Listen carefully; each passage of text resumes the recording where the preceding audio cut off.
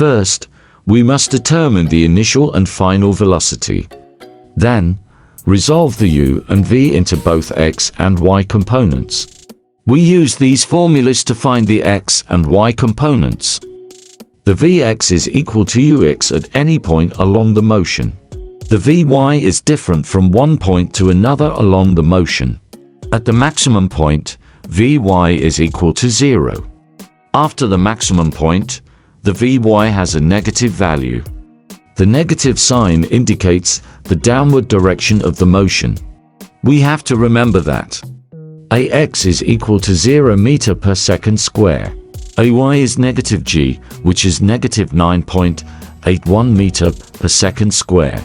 The time taken for an object to reach any instantaneous position for both x and y components are the same.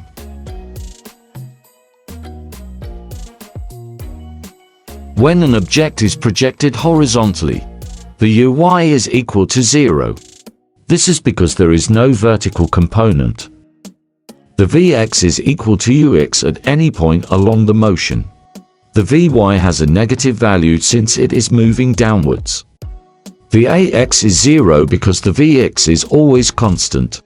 To find the instantaneous velocity, we use this formula. When an object is dropped or released from a height of x, the uy is equal to 0. The displacement of the object has a negative value because it is moving downwards.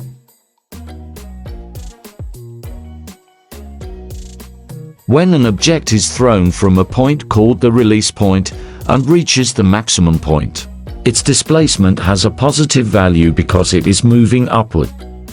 When it falls from the maximum point back to the release point, its displacement has a negative value because it is moving in a downward direction. This is how we calculate the total displacement.